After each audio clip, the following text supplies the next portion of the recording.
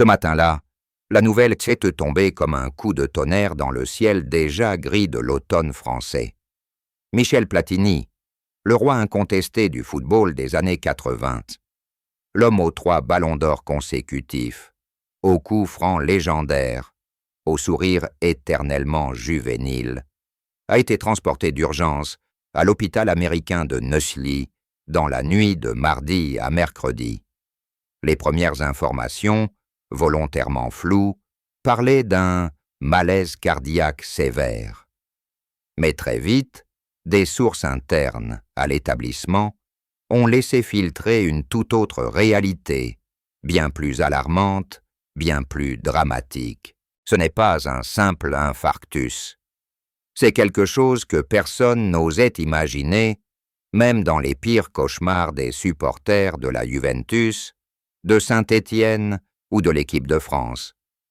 Une révélation qui glace le sang et qui explique, enfin, les silences, les absences prolongées, les photos où il apparaissait amaigri, les yeux cernés, le visage fermé.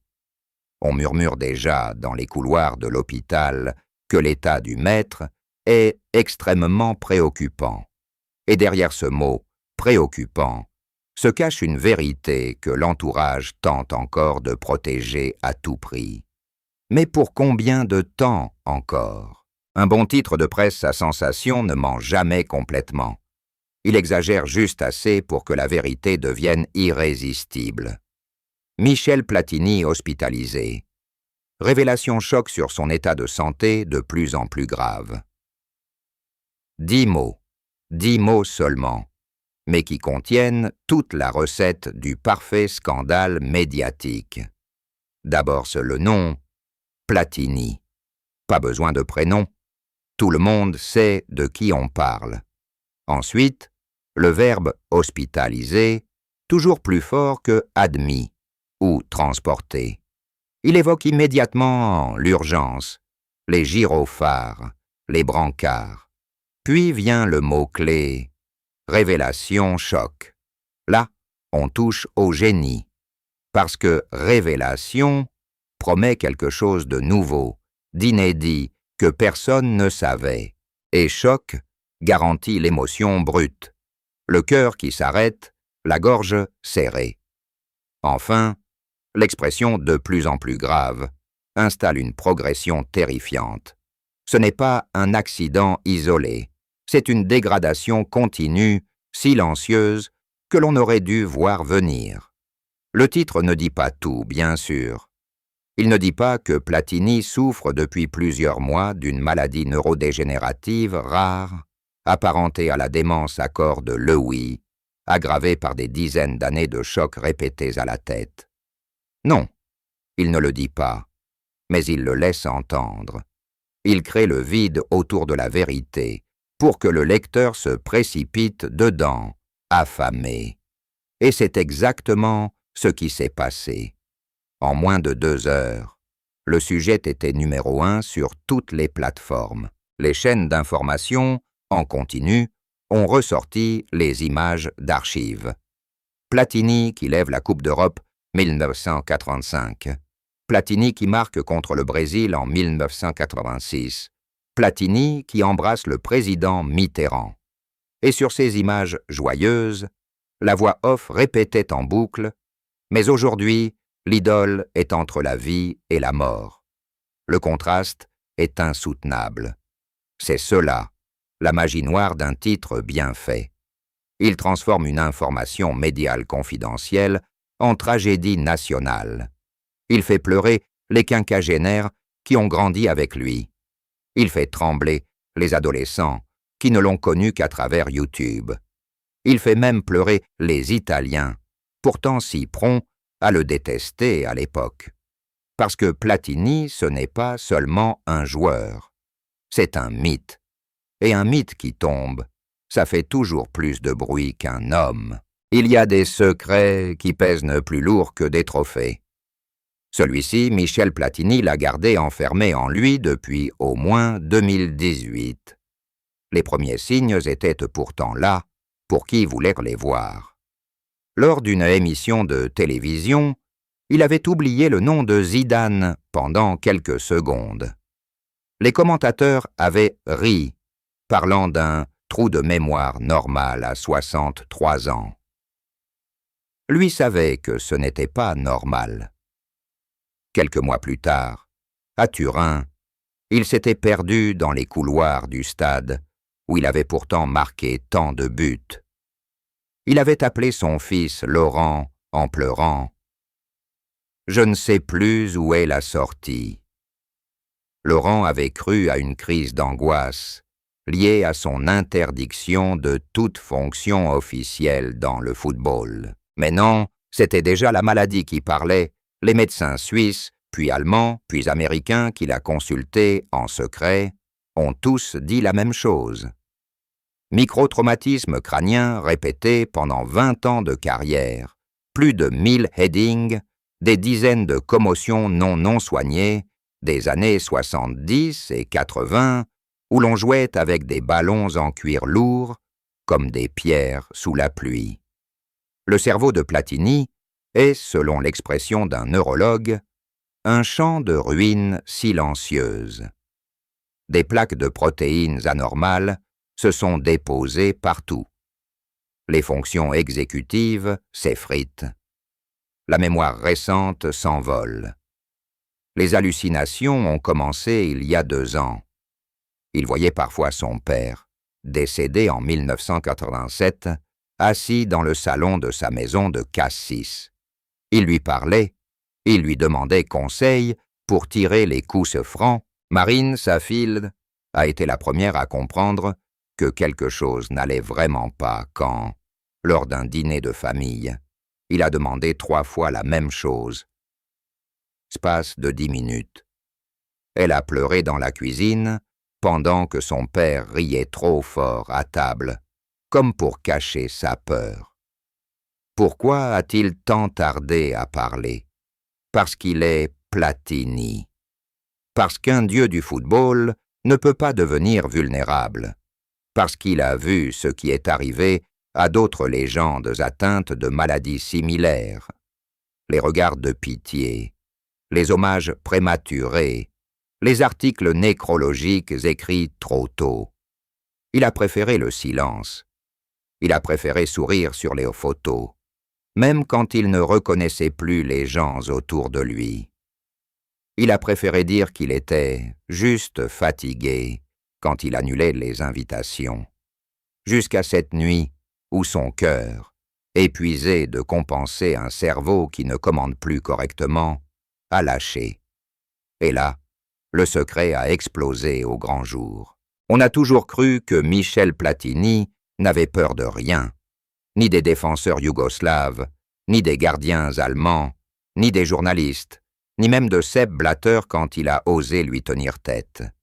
Mais il avait une peur, une seule, viscérale, celle de ne plus être lui-même, perdre le contrôle de son génie, de sa mémoire, de ses mots. Cette peur-là l'a rongé plus sûrement que n'importe quel tacle par derrière.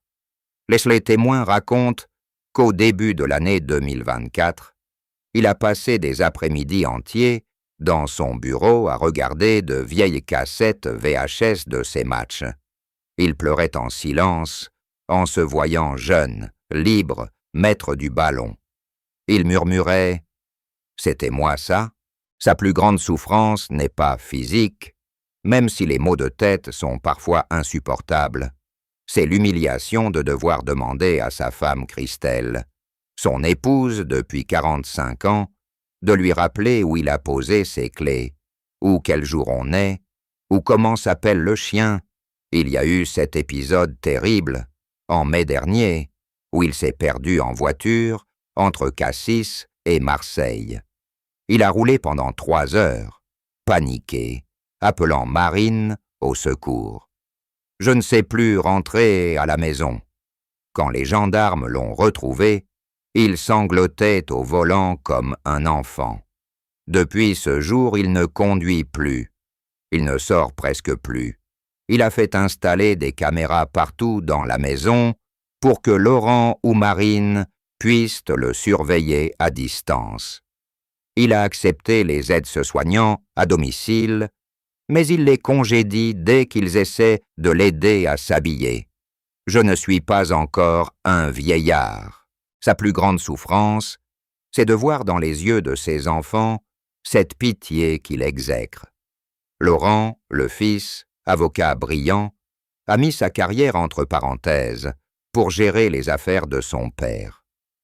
Marine, la fille, a annulé tous ses déplacements professionnels. Ils tournent autour de lui comme autour d'un cristal prêt à se briser. Et lui, qui a passé sa vie à protéger les autres sur un terrain, se retrouve protégé, infantilisé, diminué. Il a confié récemment à un vieil ami. « Le pire, c'est que je sais exactement ce qui m'arrive. Je suis prisonnier dans ma propre tête. Je vois la porte, mais je n'ai plus la clé. » Cette phrase, prononcée d'une voix claire, lucide, est peut-être la plus déchirante de toutes, parce qu'elle prouve que par moments, le vrai Platini est encore là, parfaitement conscient de sa disparition progressive. Et ça, c'est une torture que personne ne devrait vivre. Tout a commencé bien plus tôt qu'on ne le croit. Dès 2015, quand Platini quitta la présidence de l'UEFA dans la tourmente, les médecins qui l'examinaient pour un banal check-up avaient déjà noté des anomalies. Une IRM cérébrale de routine, faite à Genève, révélait des lésions blanches diffuses dans la substance blanche frontale et temporale, ainsi qu'une atrophie hippocampique bilatérale précoce. Le radiologue avait écrit en conclusion « Tableau compatible avec encéphalopathie traumatique chronique de grade E ».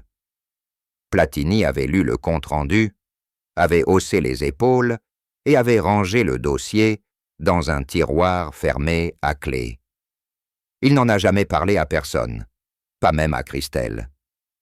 Il se disait que c'était le prix à payer pour avoir joué sans casque, pour avoir repris après chaque commotion, pour avoir marqué de la tête des buts décisifs sous des pluies torrentielles, avec des ballons gorgés d'eau de 3 kilos. Entre 2016 et 2019, les signes se sont multipliés de façon insidieuse. Il dormait mal, se réveillait en sursaut, persuadé d'être encore sur un terrain. Il souffrait de migraines ophtalmiques qui le laissaient aveugle pendant une demi-heure. Il avait des vertiges en descendant les escaliers. Lors d'un dîner à Monaco avec d'anciens coéquipiers, il s'est levé pour aller aux toilettes et s'est retrouvé dans la cuisine, incapable de se rappeler pourquoi il était debout. Les amis ont ri. Lui aussi, mais jaune. Il a commencé à éviter les grands rassemblements, les plateaux télé où il risquait de bafouiller ou de chercher ses mots. Il refusait les interviews longues, prétextant sfuaciani. C'est ou fatigué, c'est. En réalité, ça oui c'est bien. Savez, c'est spi. Que c'est. Ni.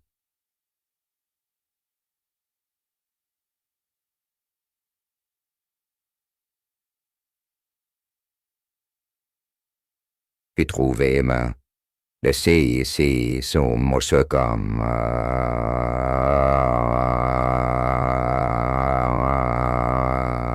le penalty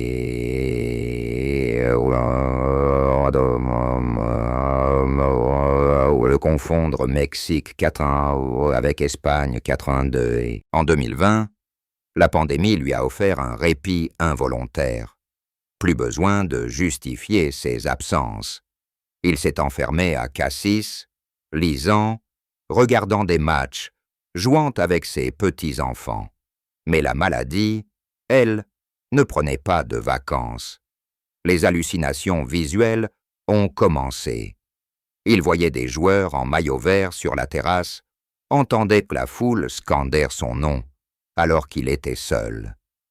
il a consulté en secret un professeur de neurologie à Boston qui lui a proposé un traitement expérimental à base d'anticorps monoclonaux contre les protéines Tau. Platini a suivi le protocole pendant 18 mois, en cachette, volant en jet privé, prétextant des vacances aux Bahamas. Le traitement a ralenti la progression, mais pas stoppé. L'an dernier, l'aggravation a été brutale. Tremblement fin des mains, surtout la droite, celle qui caressait si bien le ballon. Ralentissement de la marche, petits pas, raideur dans la nuque. Perte de l'odorat totale. Il ne sentait plus ni le romarin, ni la mer. Les médecins ont ajouté au diagnostic initial une probable maladie à corps de Lewy avec fluctuations cognitives et syndrome parkinsonien. Il a commencé à tomber. Une première fois dans l'escalier de la maison. Fracture du col du fémur, opération, rééducation.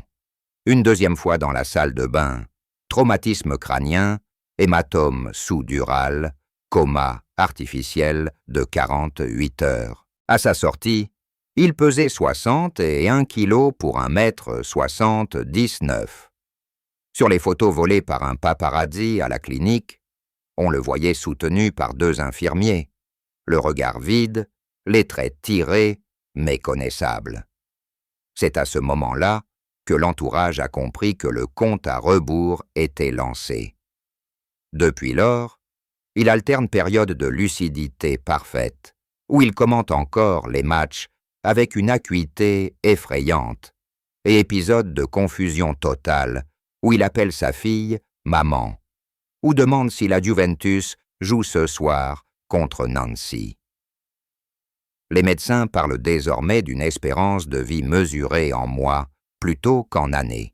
Quand l'ambulance a franchi les grilles de l'hôpital américain de Neuilly à 3h12 du matin, il n'y avait que 2 journalistes présents. 6 heures plus tard, ils étaient plus de 200. La nouvelle a d'abord circulé sous le manteau, via des groupes WhatsApp d'anciens joueurs, puis a explosé sur les réseaux.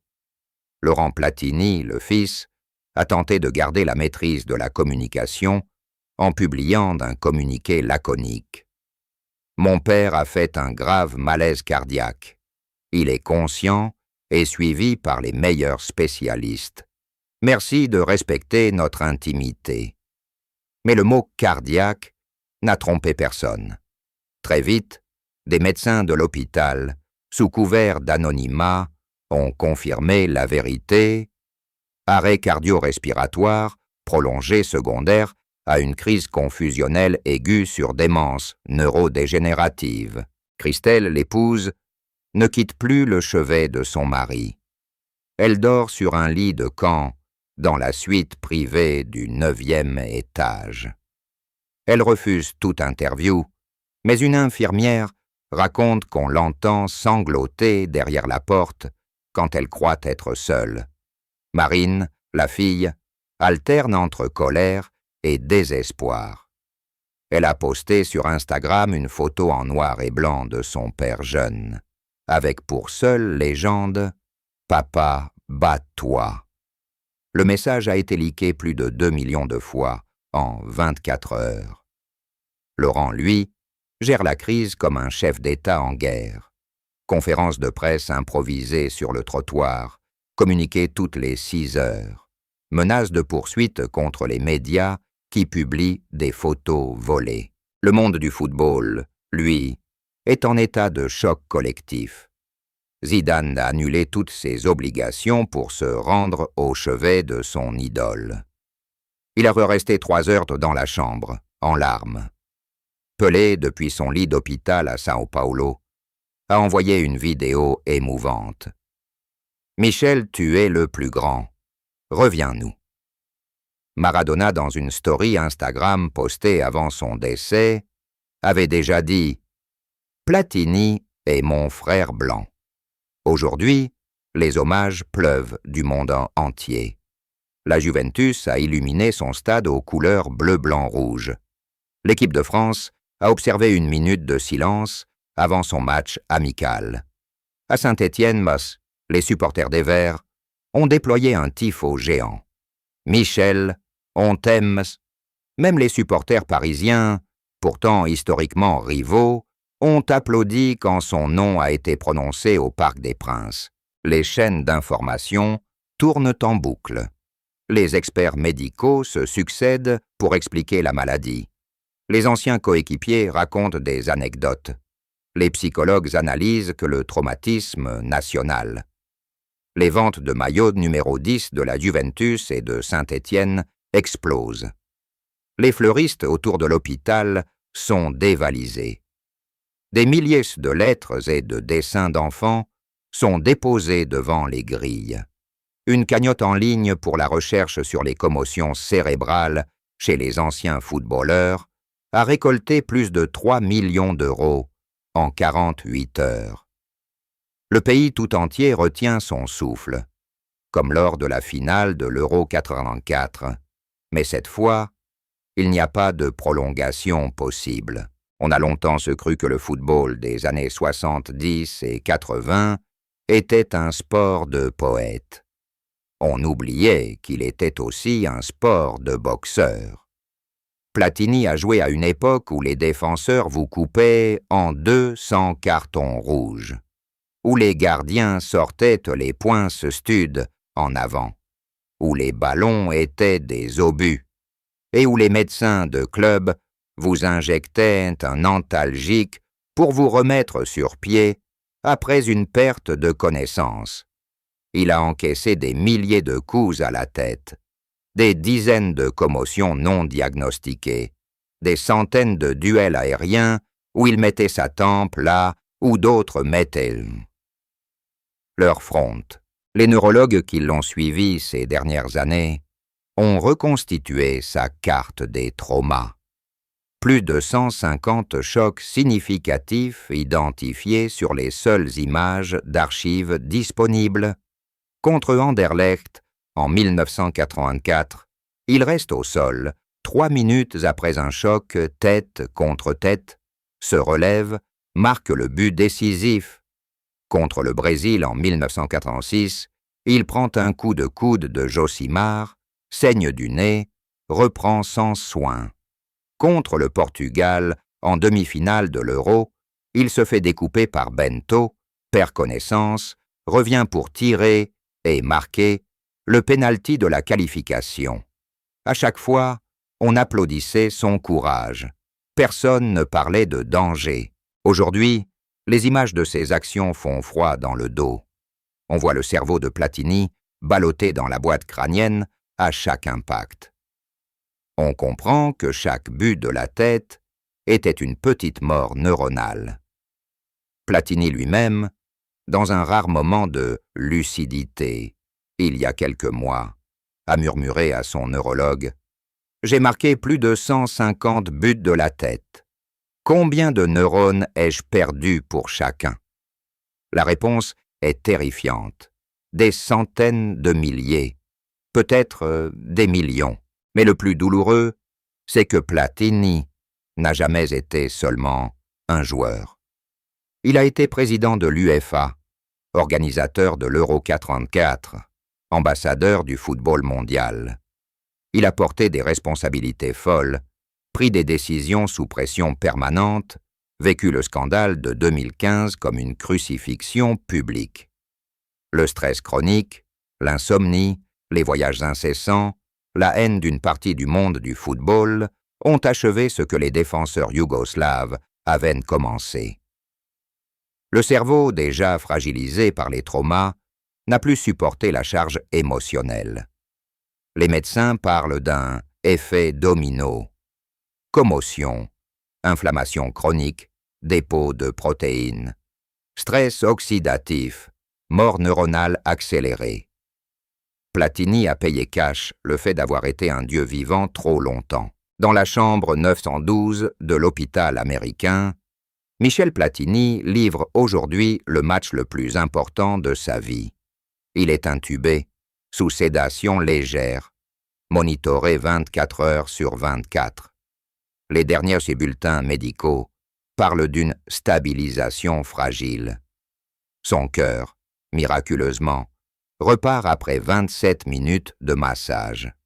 Mais le cerveau, lui, reste très atteint. Les EEG montrent des ondes lentes diffuses, signe d'une souffrance profonde. Les médecins n'osent que ne plus pronostiquer. Ils parlent de « jour décisif ». Pourtant, il y a des signes d'espoir.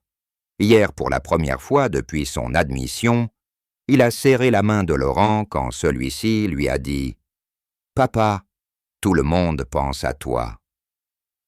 Il a ouvert les yeux, longtemps, et a esquissé ce qui ressemblait à un sourire.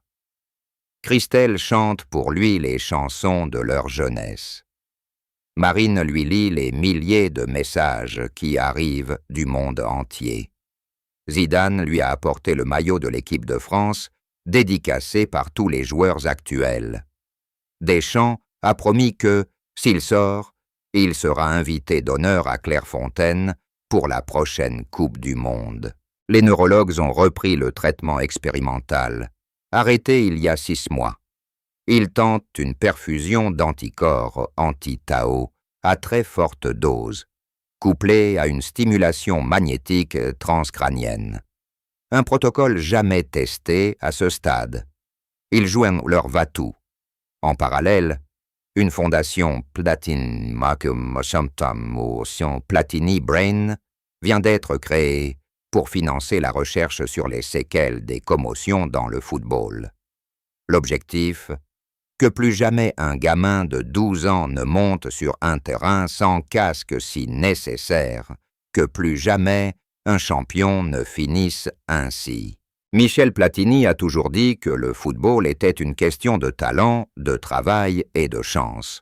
Aujourd'hui, il ne lui reste plus que la chance. Mais ceux qui le connaissent savent qu'il a toujours su la forcer.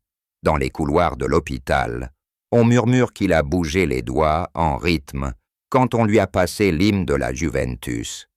Hier soir, il a prononcé un mot, un seul, mais clair. Allez, peut-être que le roi n'est pas encore mort. Peut-être que, comme en 1984 contre l'Espagne, il va trouver la force de se relever une dernière fois. Peut-être que la lumière, au bout du tunnel, est encore bleue, blanche, rouge. On attend, on prie, on espère. Parce que Platini, c'est plus qu'un homme, c'est toute une partie de notre jeunesse qui se bat pour ne pas mourir. Et tant qu'il respire,